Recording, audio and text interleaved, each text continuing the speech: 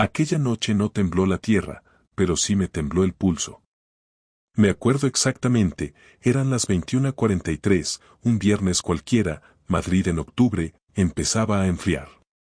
Llevaba la camisa desabrochada hasta el tercer botón, una cerveza a medio terminar, y estaba de pie en el pasillo, frente a la puerta del baño, escuchando cómo mi mujer gemía el nombre de otro.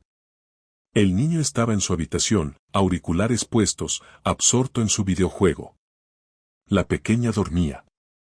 Y yo, congelado, como si la puerta no fuera de madera sino de plomo, como si mi cuerpo no supiera si avanzar o desaparecer. No fue una llamada. No fue un mensaje mal leído ni una foto sacada de contexto. Fue su voz. La reconocí al segundo. Sincera, cruda, rota, como nunca la había oído conmigo. Y no la acompañaba mi nombre. Era el de otro. Un nombre que, hasta ese momento, no significaba absolutamente nada para mí. Pero a partir de ahí, sería la detonación de todo. Tardé en moverme. No sabía si abrir la puerta de una patada o salir de casa y no volver. Pero no hice ninguna de las dos cosas. Me apoyé contra la pared y esperé a que terminara. Sí, así de patético. Ni siquiera sabía si estaba sola. Podía haber estado en una videollamada, en un audio, en una fantasía que se le escapó de la garganta sin querer. Pero eso no importaba. Importaba que no era yo. Importaba que, en esa habitación, mi mujer había dejado de ser mi mujer. Cuando salió, me vio. Se paró en seco, apenas un segundo, pero suficiente para leerlo todo. Se le contrajo la cara y luego puso esa expresión neutra, la que uno solo usa cuando cree que puede mentir sin consecuencias. ¿Qué haces ahí? Escucharte, le dije, sin subir la voz. Estaba hablando con una amiga, dijo, sin parpadear. Ah, sí. ¿Y ella también se llama Arek?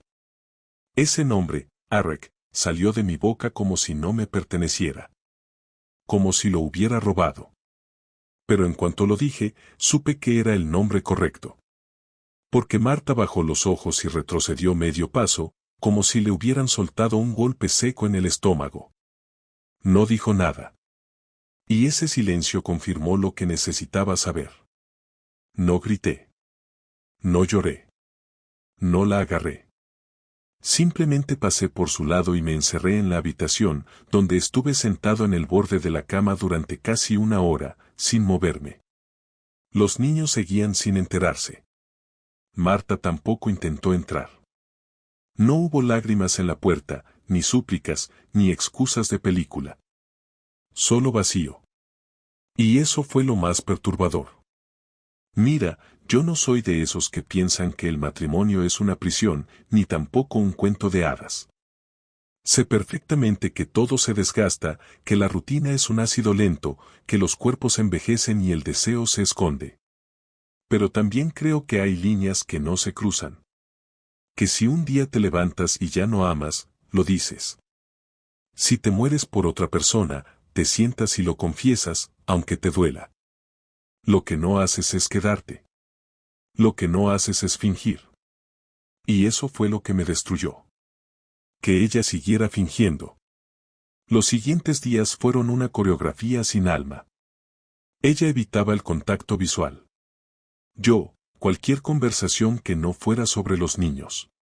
Dormíamos en la misma cama, espalda contra espalda, como dos extraños.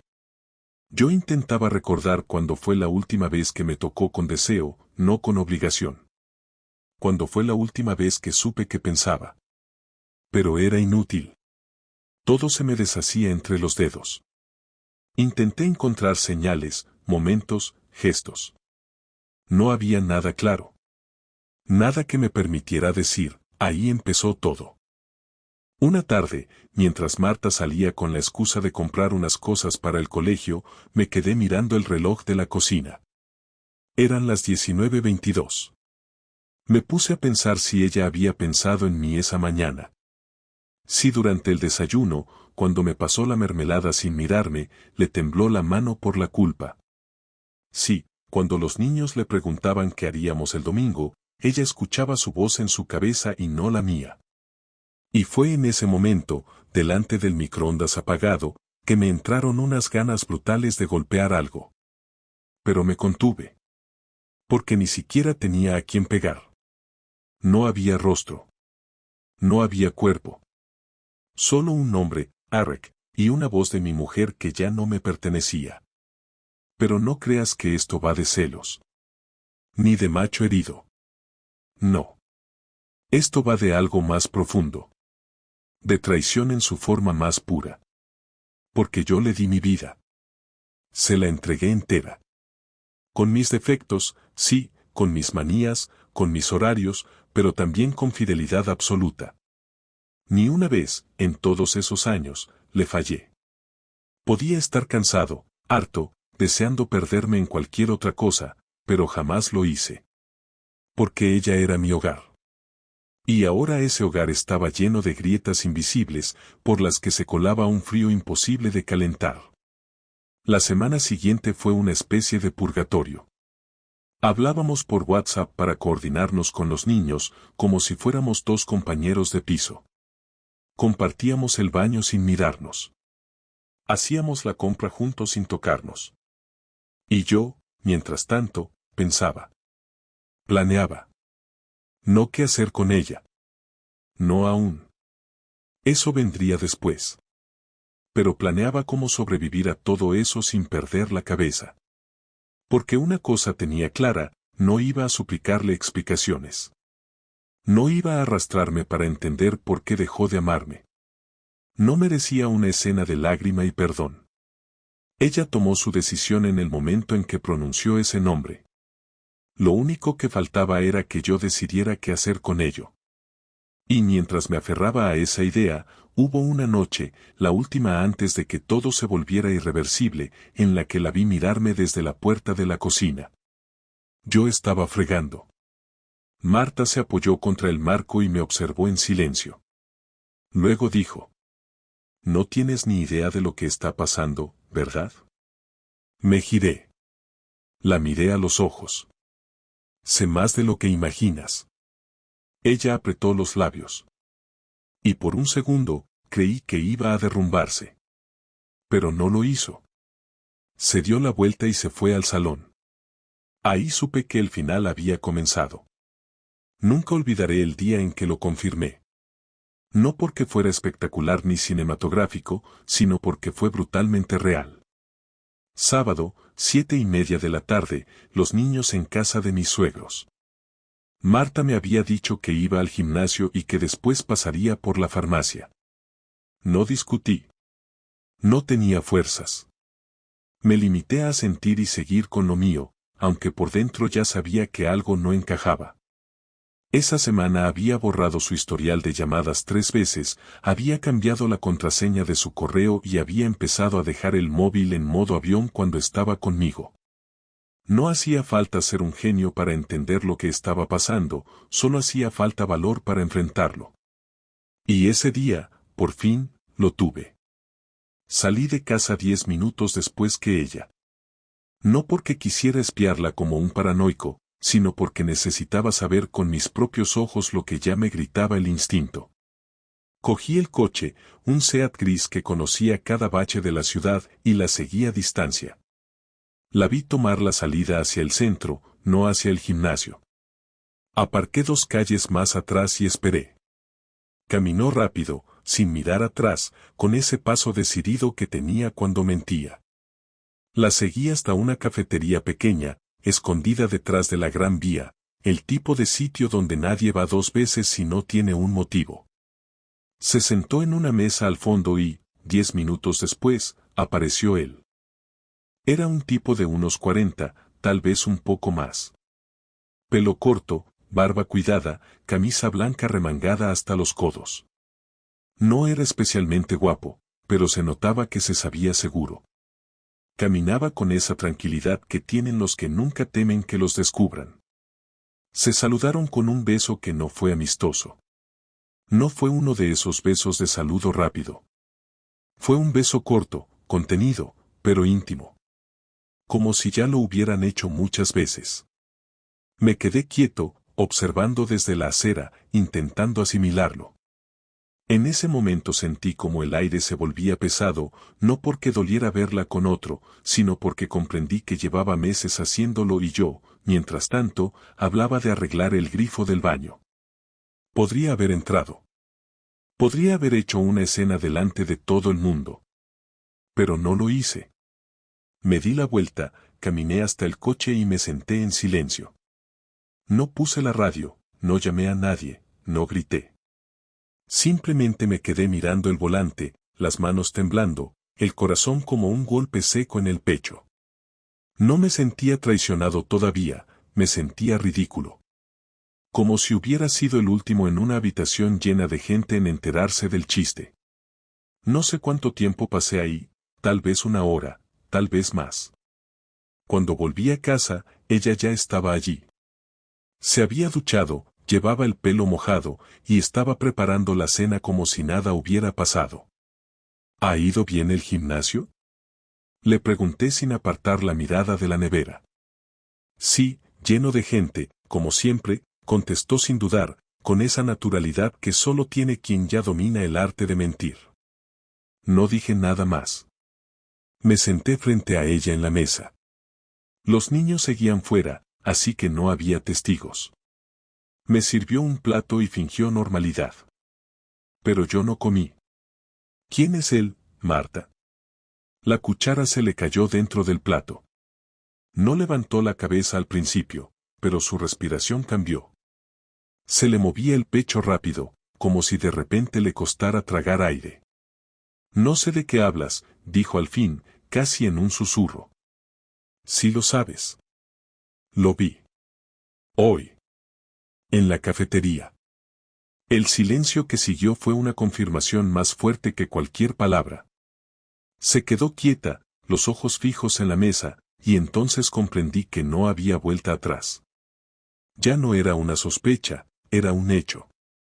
No intentó inventarse nada, no me pidió que la escuchara. Simplemente murmuró. No quería que te enteraras así. Esa frase, tan seca, tan inútil, fue lo que encendió todo. Golpeé la mesa con el puño y me levanté. No era rabia por verla con otro hombre, era rabia por su tono, por su calma, por su intento de controlar la situación como si lo que había hecho fuera un error administrativo y no un derrumbe total. ¿Así? ¿Y cómo querías que me enterara, Marta? ¿Con una invitación por correo? Ella se levantó también, intentando mantener la compostura. No iba a durar mucho más. Iba a decírtelo. ¿Cuándo? ¿Después de volver a acostarte con él?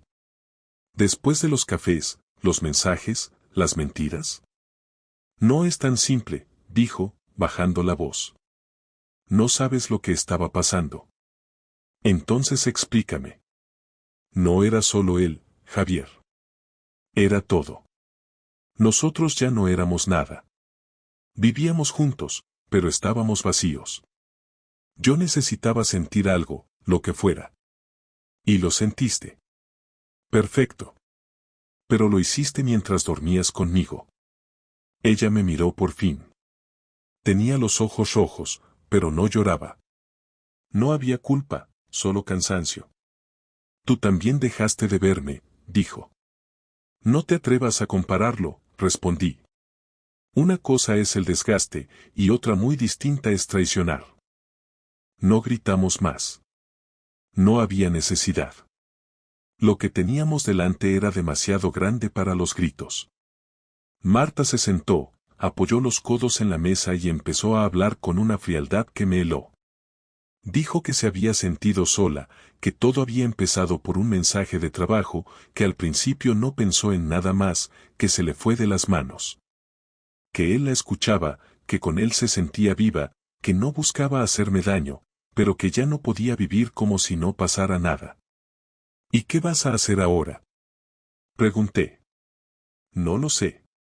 ¿Lo ves a él todos los días? No todos. A veces. ¿Lo amas? No respondió. Pero no hacía falta. Cuando alguien calla en ese punto, la respuesta es evidente. Me levanté, fui al dormitorio y empecé a meter ropa en una mochila. No sabía si era para mí o para ella. Simplemente necesitaba movimiento. Ella me siguió hasta el pasillo. No te vayas, por favor. ¿Ahora me lo pides? Dije girándome. Me mentiste, me hiciste creer que estábamos bien, y ahora me pides que me quede. No lo planeé, Javier. No fue algo que busqué. Pero lo hiciste. Y eso es suficiente. Ella lloró entonces, no por remordimiento, sino por miedo. Sabía que la historia se había terminado. Me quedé mirándola, y por un momento sentí algo que no esperaba, lástima. No por ella, sino por lo que fuimos. Por todo lo que tiramos sin pensarlo. Dormimos esa noche en silencio, en extremos opuestos de la cama. El domingo por la mañana me levanté temprano, hice café y me senté en la terraza. Escuché los coches, los vecinos, el ruido de la ciudad, todo tan normal que dolía. Marta apareció con una sudadera vieja y el rostro hinchado. No voy a justificarme más, dijo. Lo que hice no tiene arreglo. No lo tiene, respondí. Pero quiero que sepas que no lo hice para hacerte daño. El daño está hecho igual. No dijo nada más. Se quedó de pie un rato y luego volvió al interior. Me quedé solo. No era tristeza lo que sentía, era otra cosa. Una calma peligrosa, como la de alguien que ya ha perdido demasiado y empieza a pensar sin filtros. Porque mientras ella se lamentaba, yo ya había empezado a planear. No venganza todavía, pero sí justicia. Algo concreto, algo que me devolviera el control que me había robado con sus mentiras. Ese fue el momento exacto en que todo se rompió del todo. Ya no éramos una pareja. Éramos dos personas atrapadas en el mismo techo, midiendo los pasos, evitando mirarse, fingiendo por los niños mientras por dentro todo ardía. Yo sabía que lo peor aún no había llegado, que la verdadera fractura no era descubrirla, sino decidir qué hacer con eso. Y esa decisión, amigo, fue la que cambió mi vida por completo. No sé si alguna vez has sentido que tu casa se convierte en un campo de batalla sin ruido, donde cada palabra es una bomba con el seguro quitado. Así era todo en esos días. Marta se movía por el piso con pasos medidos, intentando no cruzarse conmigo más de lo necesario. Yo fingía indiferencia, pero por dentro estaba acumulando cada detalle, cada gesto, cada respuesta a medias. No buscaba una reconciliación, buscaba entender hasta qué punto me había mentido, hasta dónde llegaba la farsa. Y llegó el día en que ya no pude aguantar más, el día en que la confrontación dejó de ser una opción y se convirtió en una necesidad. Fue un miércoles, 11 de la noche. Los niños dormían. Llevábamos toda la semana hablando lo justo. Yo había llegado del trabajo antes de tiempo y la vi en el sofá, con el móvil en las manos. Lo sostenía en posición vertical, los auriculares puestos, sonriendo con esa expresión que no le veía desde hacía años. Era la sonrisa que le pertenecía a otro. Esperé en silencio, apoyado en la pared. Ella no me vio hasta que hablé. ¿Es él? Se sobresaltó, se quitó los auriculares, y el reflejo del teléfono le iluminó la cara. Tardó demasiado en contestar. Ese retraso, esa fracción de segundo, ya fue suficiente. Era un video de trabajo, dijo. No te molestes. No me mientas más. No estoy mintiendo. Marta, te he visto, te conozco desde hace 15 años. No sonríes así con nadie del trabajo. Ella bajó el móvil, respiró hondo y lo dejó sobre la mesa. Luego me miró con una mezcla de rabia y miedo. ¿Qué quieres que diga, Javier? ¿Que sí? ¿Qué hablo con él? ¿Que a veces necesito escuchar a alguien que no me mire con desprecio cada vez que entra por la puerta? ¿Desprecio? No me hagas responsable de tus decisiones. Yo no te humillé, no te engañé, no te abandoné. No, solo me ignoraste. Y eso duele igual. No te atrevas a compararlo. Ignorar no es traicionar.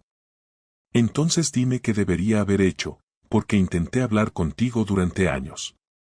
Te lo dije 1000 veces, que me sentía invisible, que estábamos perdiéndonos, y tú siempre tenías otra cosa que hacer. ¿Y tu solución fue acostarte con otro? No lo planeé. Eso no te hace inocente. El tono subió. Las palabras dejaron de ser defensas y se convirtieron en golpes. Ella se levantó, dio un paso hacia mí, me miró a los ojos sin parpadear. No sabes lo que es despertarte cada día al lado de alguien que ni te ve. Tú estabas, pero no estabas. Llegabas cansado, te sentabas a ver la televisión, decías 2 frases y te dormías. Me pasé años esperando a que volvieras a mirarme como antes. No lo hiciste. Y tú decidiste buscar esa mirada en otro. Perfecto. Pero no vengas ahora a justificarlo con discursos de víctima. No soy una víctima, respondió con voz firme. Pero tampoco soy la única culpable. Me acerqué hasta quedar frente a ella, a menos de 1 metro. Podía oler su perfume, el mismo que seguramente él conocía. Eres culpable porque lo elegiste, le dije despacio. Podías haberte ido antes de mentirme. Pero te quedaste. Seguiste aquí, durmiendo conmigo, abrazando a mis hijos, sonriendo en las fotos, y al mismo tiempo te ibas a ver a otro. Ella tembló. No lloró, pero se le humedecieron los ojos. No sabes lo difícil que fue. Difícil habría sido ser honesta. Lo que hiciste fue cobarde. No lo entiendes. No quiero entenderlo. Hubo un silencio pesado, como si el aire se hubiera detenido. Y entonces ella soltó algo que me descolocó. Lo voy a dejar, Javier. ¿A él? Sí. ¿Por qué? Porque esto no tiene futuro. No puedo seguir con los dos. Qué generosa decisión, dije con sarcasmo. Después de destrozarlo todo, decides que ya es hora de arreglarlo. No lo hago por ti. Lo hago por los niños. Entonces te quedas conmigo por obligación. Perfecto, Marta, eso me hace sentir estupendo. Ella se apartó, cogió su móvil y fue hacia el dormitorio. Yo la seguí. No sé por qué. Quizás porque necesitaba ver hasta dónde llegaba su cinismo. ¿Lo vas a llamar para decírselo? Pregunté. Sí. Hazlo aquí. ¿Qué? Que lo llames delante de mí. No voy a hacer eso. Entonces no lo vas a dejar. No tienes derecho a exigirme eso. Tengo derecho a no seguir viviendo en una mentira. Ella se giró, el teléfono en la mano, y durante unos segundos pensé que lo haría. Pero no lo hizo. Lo dejó sobre la cómoda y se sentó en la cama. No puedo, dijo al fin. No así. Claro que puedes. Lo que no quieres es soltarlo. No entiendes nada.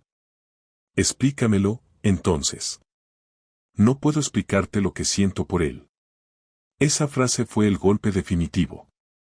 Me quedé inmóvil, con la garganta cerrada. No me esperaba una declaración de amor, pero oírlo tan claro fue como perder el aire. Ella me miraba con una mezcla de culpa y sinceridad que me revolvía el estómago. ¿Sabes qué es lo peor? Le dije. Que ni siquiera me sorprende. En el fondo lo sabía. Llevaba meses sabiendo que ya no estabas aquí. Entonces, ¿por qué lo preguntas? Porque necesitaba oírlo de ti. Nos quedamos mirándonos un largo rato. En otro momento habría querido golpear algo, pero no sentía fuerza, solo una calma seca, como si todo ya estuviera decidido. Te vas a ir de esta casa, le dije al fin. No puedo irme ahora. Los niños. Ya veremos cómo lo hacemos. Pero no vas a seguir aquí fingiendo que somos una familia. No voy a dejar a mis hijos. No te estoy diciendo que los dejes. Te estoy diciendo que no vas a dormir bajo el mismo techo que yo. Ella se levantó bruscamente. no me puedes echar así. Claro que puedo. Esta casa la compré yo. Y no pienso seguir compartiéndola con alguien que me traicionó. No me hables como si fuera una intrusa. Lo eres. En el momento en que elegiste a otro, te convertiste en una desconocida. Eres cruel. No. Soy realista. No voy a irme. Entonces lo haré yo. No respondí nada más. Me fui al salón, me serví un whisky y encendí la televisión sin mirar. Ella apareció a los pocos minutos, con el rostro tenso. ¿Vas a contarles algo a los niños? No todavía. No pienso destrozarles la infancia hasta que tenga claro cómo hacerlo. Te lo agradecería. No lo hago por ti. Nos quedamos así, cada uno en un extremo del sofá, sin tocarnos, sin hablar. El silencio era insoportable, pero era mejor que seguir escuchando mentiras. A la mañana siguiente, cuando bajé a la cocina, encontré una nota sobre la mesa. Decía que se iba unos días a casa de su hermana, que necesitaba pensar, que no quería hacerme más daño. La leí sin emoción. No respondí. Fui al cuarto de los niños, los desperté, preparé el desayuno y seguí con el día como si nada hubiera pasado. Pero por dentro ya estaba trazando un plan. No para recuperarla. Eso ya no era posible. Lo que quería era que sintiera el peso exacto de lo que había hecho, que comprendiera que no se puede traicionar a alguien y marcharse ilesa. No buscaba sangre, buscaba consecuencia. Ese día, mientras conducía al trabajo, tomé la decisión de que no sería yo quien llorara más. No sería yo quien cargara con la vergüenza. Si ella había querido romperlo todo, lo haría, pero no sin pagar un precio. Y ese pensamiento, tan frío, tan calculado, fue el principio de mi venganza. Una que no se grita ni se improvisa, una que se construye paso a paso, como un reloj perfectamente medido. Esa noche dormí solo por primera vez en años. Y, aunque el silencio era insoportable, por primera vez desde que todo empezó, dormí sin culpa. Sabía que lo que venía después sería duro, pero también sabía que ya no había vuelta atrás. Lo que quedaba ahora era actuar. Desde el momento en que cruzó esa puerta con su pequeña maleta negra, supe que no iba a volver a encontrar lo que dejó aquí. No porque yo se lo impidiera físicamente, sino porque la versión de mí que ella conocía ya no existía. El hombre que se tragaba las dudas, el que esperaba explicaciones, el que perdonaba los retrasos y los móviles en silencio, se había esfumado la noche en que ella admitió no poder explicar lo que sentía por él. Desde ese instante, cada acción mía pasó a tener un único propósito, devolverle la incomodidad de sus elecciones, no con gritos ni con amenazas, sino con hechos que no se olvidan, decisiones que dejan huella y consecuencias que no se pueden negar. Durante 3 días no supe nada de ella. Ni un mensaje, ni una llamada, ni una mínima señal de arrepentimiento o intento de arreglo. Supe por los niños que estaba en casa de su hermana en Fuenlabrada. Me lo dijeron sin darle importancia, como si fuera normal que su madre desapareciera unos días. Marta, en su infinita cobardía, les había contado que necesitaba un poco de descanso, que todo estaba bien y que pronto volvería. No se le ocurrió que los hijos no son estúpidos, que notan los vacíos aunque nadie los nombre, que la tensión no se borra por dormir con la puerta cerrada o mantener la voz baja. Pero yo no le corregí la versión. Aún no. Estaba esperando el momento adecuado para hacerlo, no delante de ella, sino desde un lugar que doliera más, su entorno, su imagen, su escudo social. El sábado por la mañana llamé a su madre. Fue una conversación breve, calculada, sin rodeos. Le dije que Marta había estado teniendo una relación con otro hombre desde hacía meses y que había decidido irse de casa. No grité, no dramaticé, no lloré. Solo conté lo que era necesario. Su madre guardó silencio al otro lado de la línea durante unos segundos que parecieron eternos. Después me preguntó si estaba seguro. Le respondí que no solo lo había visto, sino que ella lo había confirmado. Me dio las gracias por ser claro y colgó sin decir nada más. Una hora después, el padre de Marta me llamó desde el fijo. Me dijo que lamentaba mucho lo que estaba pasando, que no entendía nada, que hablaría con ella.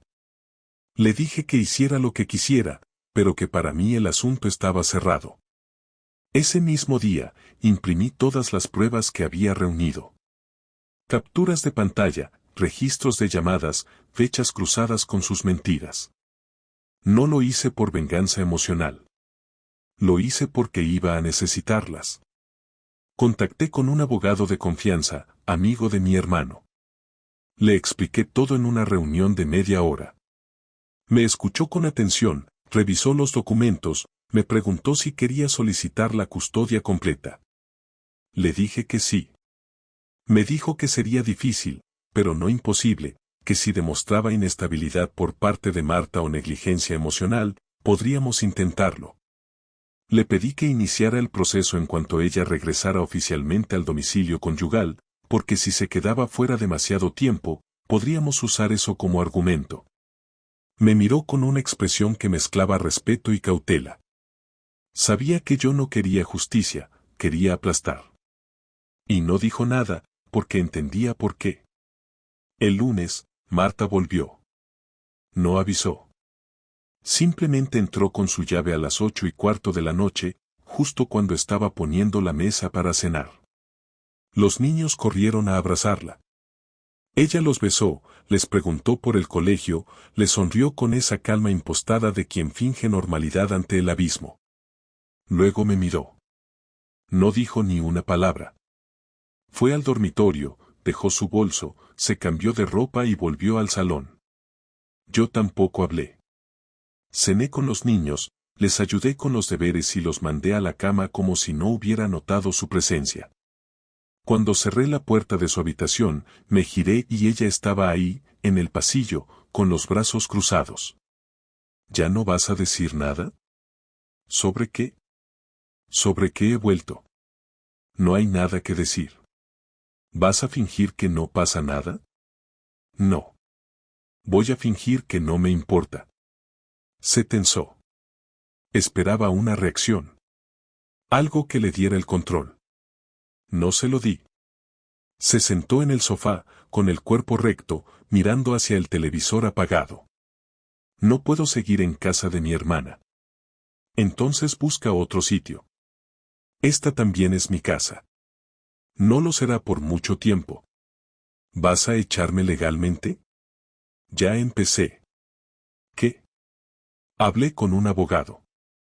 Iniciamos el trámite de separación. Estoy solicitando la custodia. Se quedó inmóvil durante unos segundos. Le vi tragar saliva. Se llevó la mano a la frente. Eso no lo vas a conseguir. ¿Tú crees? Soy su madre, Javier. Y yo soy su padre. Y tengo pruebas de que has mentido durante meses, de que has tenido conductas inestables, de que preferiste priorizar una relación paralela a cuidar tu casa y tu familia. No lo voy a dejar pasar. ¿Me vas a denunciar? Te voy a exponer. ¿A quién? A todo aquel que todavía crea que eres la madre perfecta. Se puso de pie. Ya no había tristeza en su cara. Solo furia. Eres un cabrón. No. Soy alguien que se hartó de callar. ¿Tú crees que ellos te lo van a perdonar? Cuando sean mayores, cuando se enteren de cómo trataste a su madre. Cuando sean mayores se enterarán de todo. Y decidirán ellos. Yo no pienso ocultarles la verdad. Se acercó un paso. Me miró a los ojos con la mandíbula apretada. No me vas a destruir, Javier. No necesito destruirte. Solo tengo que mostrar lo que hiciste. Se marchó al dormitorio y cerró la puerta con fuerza. Yo recogí la cocina con calma, como si no hubiera pasado nada. Y en cierto modo, no había pasado nada nuevo. Solo se estaba cumpliendo lo que llevaba gestándose desde el primer día en que ella eligió escribirle a ese tipo. Esa semana, Marta intentó varias estrategias. Primero, el silencio total. Luego, una actitud servicial con los niños, exageradamente cariñosa, como si intentara compensar meses de ausencia. Después, una conversación con mi madre en la que intentó pintar lo ocurrido como una crisis matrimonial típica. Pero no funcionó. Mi madre le respondió, delante de mí, que una crisis no es sinónimo de doble vida. Que mentir a diario no entra dentro de las fases normales del matrimonio. Marta no respondió. Bajó la cabeza, se levantó y se fue a su habitación sin decir una palabra. Yo no le impedía moverse. No la acosaba. No la grababa. No hacía espectáculos. Lo único que hacía era registrar, apuntar, recopilar. Tenía todo lo que necesitaba para sostener mi versión si llegaba el juicio. Mientras ella se descomponía intentando salvar su fachada, yo fortalecía la mía. No con mentiras, sino con hechos. Con cada prueba acumulada, con cada testimonio ganado, con cada día en que los niños me veían más estable que ella. El viernes recibí la primera notificación oficial. La audiencia previa sería en 4 semanas. Le dejé el sobre en su almohada, sin decir nada. Cuando lo vio, no hizo ninguna escena. Solo me miró desde el pasillo y dijo: «Vas con todo. No pienso perder». Yo tampoco. Entonces prepárate. Esa fue la última conversación que tuvimos en días. Pero para mí fue suficiente. Ella aún no entendía que su guerra ya estaba perdida desde que eligió poner los pies fuera de esta casa sin tener el valor de asumir las consecuencias. Y yo iba a asegurarme de que lo comprendiera. Una semana antes de la audiencia, Marta comenzó a perder el control. No fue de golpe ni con escenas dramáticas como en las películas, sino con pequeños gestos torpes que antes no tenía, con respuestas irritadas a los niños por tonterías, con cambios de humor que ya no podía ocultar ni siquiera delante de ellos. A mí no me hablaba si no era estrictamente necesario. Me observaba con recelo, como si no entendiera en qué momento dejé de ser el tipo que tragaba con todo para convertirme en alguien que ya no dejaba pasar ni una. Pero era obvio, en el mismo momento en que ella cruzó el límite, yo crucé con ella, pero en dirección contraria. No me interesaba que volviera, no buscaba reconciliaciones, no pensaba perdonar ni dar segundas oportunidades. Lo que quería era que se hiciera cargo de cada cosa que hizo, sin adornos, sin atajos, sin redención. La mañana en que recibió la notificación de las medidas cautelares me llamó al trabajo. No lo hacía desde antes de que todo estallara, así que contesté solo por curiosidad. No gritó, no insultó, no fingió calma. Me habló con una voz áspera, contenida, como si tuviera que morderse cada palabra antes de soltarla. ¿Qué cojones significa esto? Significa que no quiero compartir techo contigo hasta que el juez lo decida. ¿Quieres que me vaya de casa con los niños dentro? No. Quiero que te vayas tú. Los niños se quedan. No puedes echarme así. Es exactamente lo que estoy haciendo. No te lo van a conceder. El juez decidirá. Yo ya lo pedí. Y tengo más de lo suficiente para justificarlo. Estás yendo demasiado lejos, Javier. No. Lejos fuiste tú cuando decidiste vivir una doble vida. Yo solo estoy respondiendo. ¿De verdad te parece justo hacerme esto? ¿Justo? ¿De verdad usas esa palabra conmigo? No he sido una mala madre. Has sido una madre ausente, Marta. Emocionalmente desconectada. Y tengo pruebas, testimonios, fechas, mensajes. He hecho mi trabajo. Tú has jugado con fuego. Ahora vas a quemarte. Colgó sin despedirse. Sabía que estaba empezando a comprender que no estaba fingiendo. Que no era una de esas amenazas vacías de las que se deshacen con una lágrima o un abrazo a tiempo. Que no estaba en una pelea de pareja, sino en una disputa legal donde ella ya no tenía el control narrativo. Durante años ella fue quien dirigía la versión de los hechos frente a su familia, sus amigas, nuestras amistades comunes. Yo era el hombre frío, el ausente, el que estaba más pendiente del trabajo que de la vida doméstica. Ella era la abnegada, la que lo aguantaba todo. Ahora el relato se le resquebrajaba, y no porque yo mintiera, sino porque por primera vez alguien se atrevía a decir lo que ella siempre había logrado ocultar. Al día siguiente, me llamó su hermana. Intentó negociar desde ese tono de falsa comprensión que siempre le conocí. Me dijo que los niños no debían ser testigos de una separación agresiva, que deberíamos hablar como adultos, que Marta estaba arrepentida. Le contesté sin rodeos que no había ningún tipo de negociación posible, que todo se resolvería en sede judicial, que si tanto le preocupaban los niños entonces habría debido hablar con su hermana antes de cubrirle cada mentira durante meses. Me colgó con la voz quebrada. Y esa fue otra grieta más en el escudo que Marta había construido alrededor suyo, la gente empezaba a tomar distancia. No porque yo convenciera a nadie, sino porque la verdad comenzaba a instalarse por sí sola. Los días pasaron con una tensión insoportable. Marta hacía maletas discretas durante la noche. Guardaba su ropa sin hacer ruido, pero yo escuchaba todo desde la habitación de los niños, donde dormía desde hacía semanas. No me acercaba, no preguntaba, no la enfrentaba. Solo esperaba. El día antes de la audiencia, vino al salón cuando estaba solo.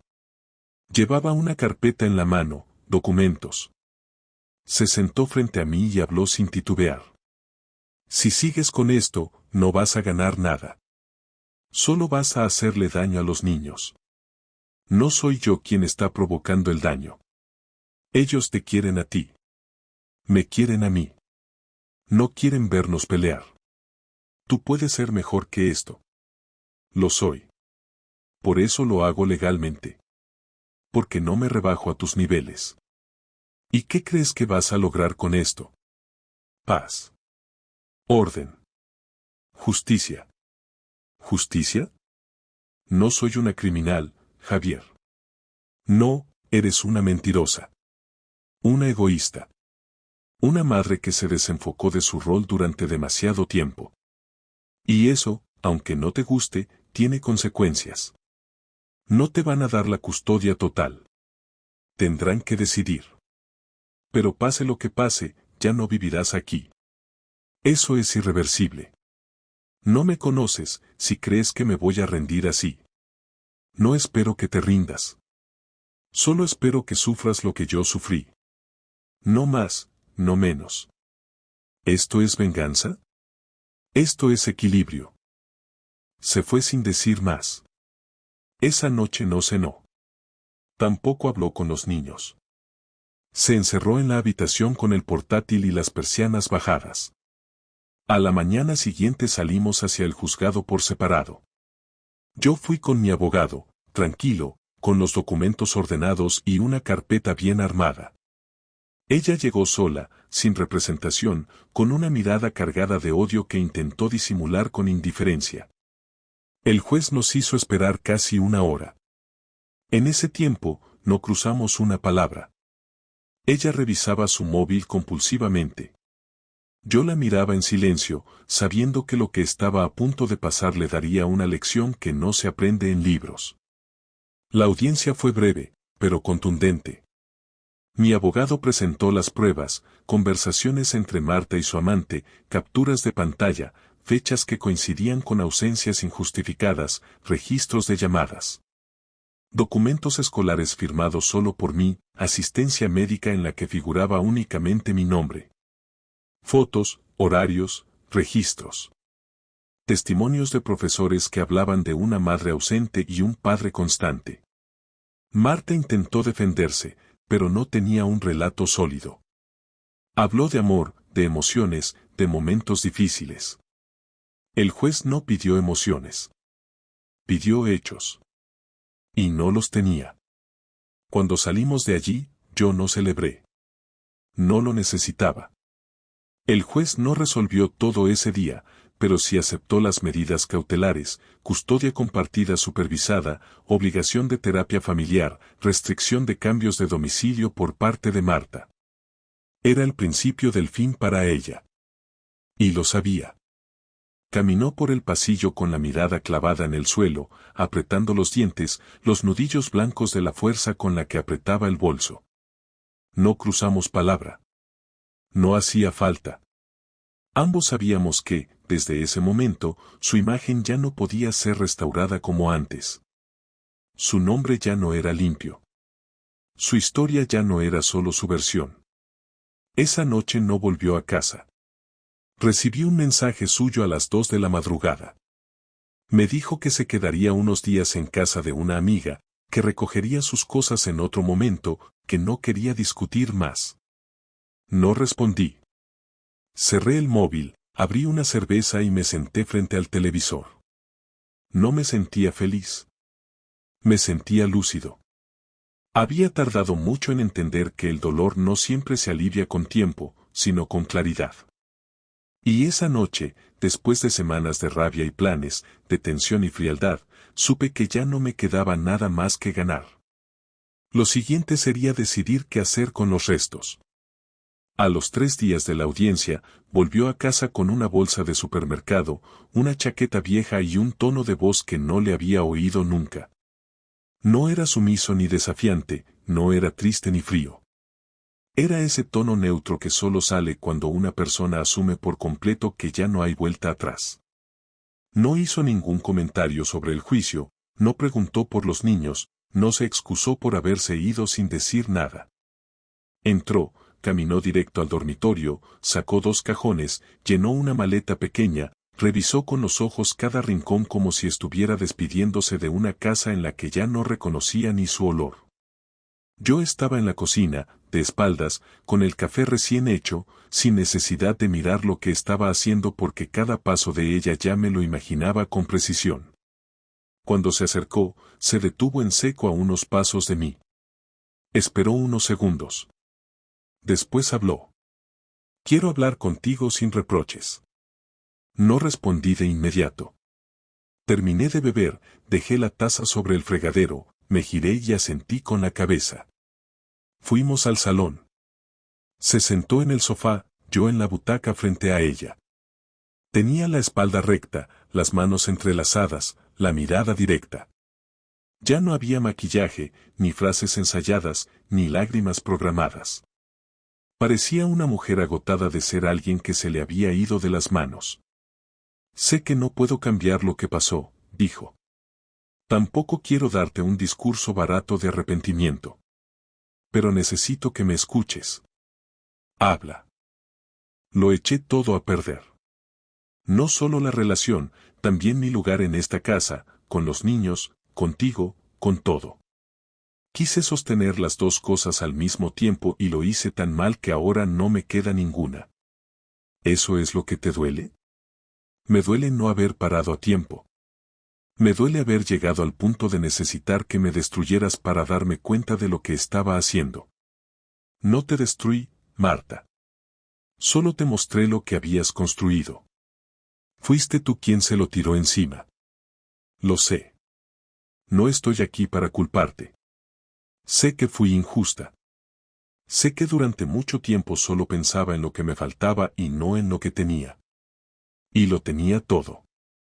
Pero estaba tan atascada en mis mierdas que solo veía el hueco, no lo que lo rodeaba. Y ese hueco decidiste llenarlo acostándote con otro. Sí. No apartó la vista. No esquivó la palabra. La aceptó como si fuera parte de un informe médico. No había drama en su tono, pero tampoco frialdad. Solo una verdad que ya no intentaba esconder. No estoy aquí para que me perdones, continuó. Eso sería una arrogancia por mi parte. Pero sí quiero que sepas que no me fui porque tú no valieras la pena. Me fui porque no supe ver que yo era el problema. Y ahora que lo tengo claro, sé que ya no hay espacio para volver.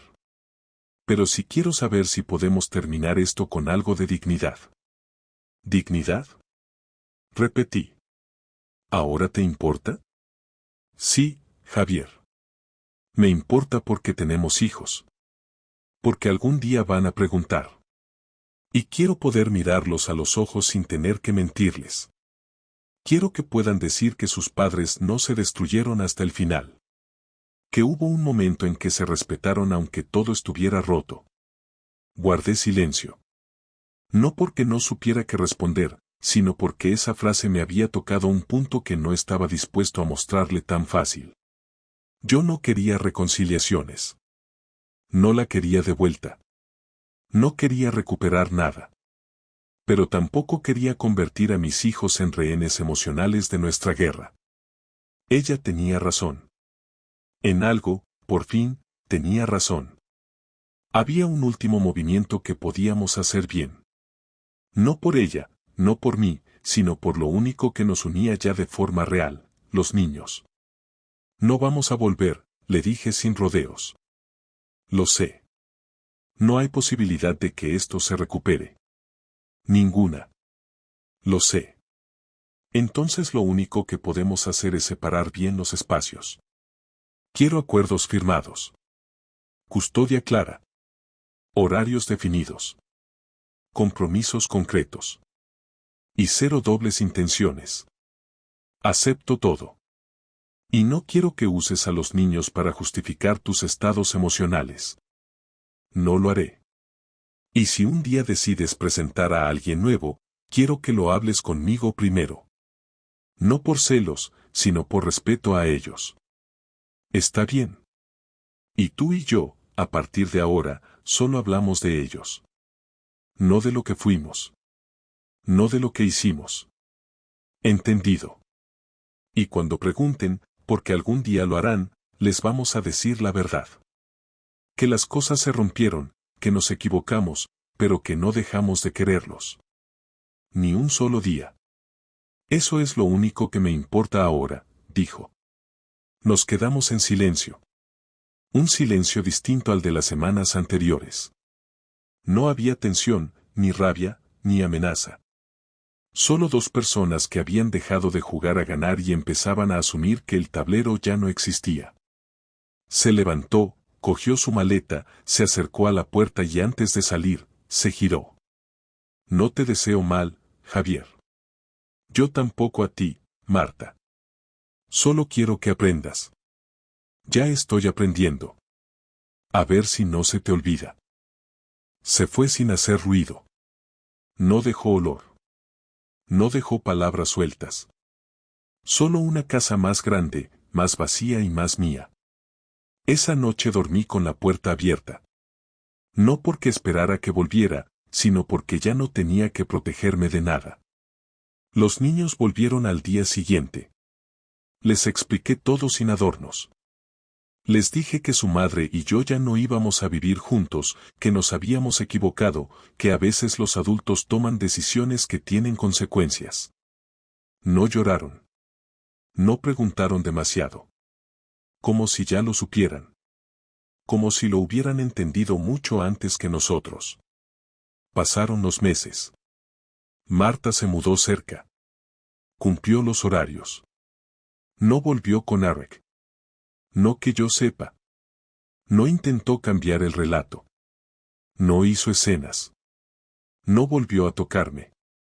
Y eso, en el fondo, fue lo único que respeté de ella hasta el final. Yo, por mi parte, volví a mí. Poco a poco. Sin prisas. No busqué a nadie. No sentí necesidad de llenar vacíos. Me dediqué a los niños, a mi trabajo, a ordenar mi vida sin ella. No me hice la víctima. No me encerré en discursos de macho herido. No quise dar lástima. Quise estar en paz. Y al final, lo conseguí. La historia terminó sin héroes. Solo con responsables.